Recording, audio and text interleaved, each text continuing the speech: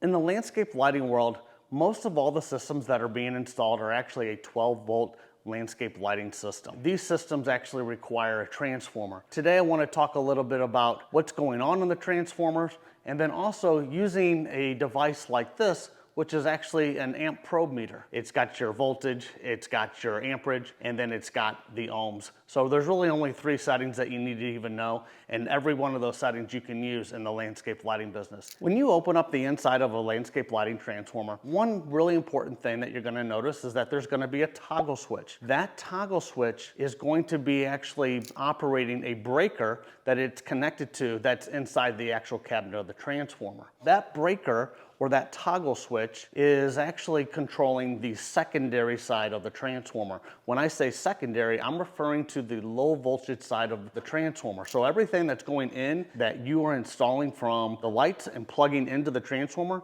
it's all protected by that secondary fuse. If that fuse were to trip, that is a very good sign that there's actually a direct short with 2 hot wires probably touching each other. Another way that that fuse can actually trip is when you have a lot of lights that exceed the amperage rating for that particular common that you're using. If you go to a system and you see that that toggle switch has been tripped, you need to check the amperage first to see if your total amperage is causing the problem, or if you flip the switch and then turn it on and it instantly turns off, there's a very good chance that there's probably a direct short in the line. The third thing that you're gonna see when you look inside of a transformer, they are going to have an actual plug. That's basically a little pigtail that's plugged directly into a female part of the actual transformer. Now that is there for a reason. One, if that little pigtail is not plugged into the transformer, your transformer won't come on. Or it's designed to actually put a module in or some type of a timer device, and then taking that little pigtail, plugging that into your module or your timer, and then the timer gets plugged right into the transformer. Once again, just keep in mind, if that little pigtail is not plugged in, you're not gonna have lights. Otherwise, make sure that you've got it connected to a module or a different timer. A term that you hear a lot when referring to a landscape lighting transformer is multi-tap transformer. Some transformers just have your COM and 1 tap. The ones that are a multi-tap are going to have a 12 volt, typically through a 15 volt tap, and even some of them will actually even go up to as much as 22 volts. A multi-tap transformer is designed there to allow the installer to correct the voltage drop that they might be experiencing in a line that's going out and feeding several different fixtures. A lot of fixtures that are being used in the landscape lighting world are going to operate on a 10 to 15 volt range, meaning that the voltage that they're being fed needs to kind of fall in between that 10 and 15 number. Transformers that are multi-tap do a really good job of helping that contractor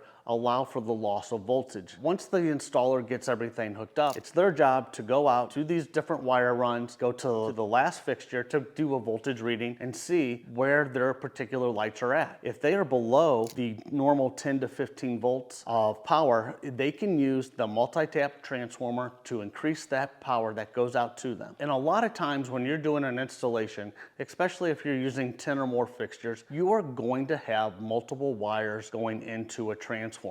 And it is okay to have multiple wires going into one hub. If we're talking about a 300 watt transformer that has a 1 common and then a 12 through 15 volt tap, which is very standard, it's okay if you have 2 wires going into the common and then 2 wires going into the 12 or the 13 or the 14. What you want to make sure is that your amperage doesn't exceed the allowed amperage for that COM. And you can simply do that by taking your voltage meter and going and putting your claw in between both of the wires that are going into the COM and seeing what the reading comes to. Now in a lot of transformers, you're gonna find that that amperage max is going to be 25 amps on the secondary side. So assuming that you do your amperage testing, and when you test those multiple wires going into the COM, if that number is below 25 amps, you should be good to go. When you are looking to size your transformer, so you've sold a job, you've added up all the wattage and all the VAs for your particular fixtures,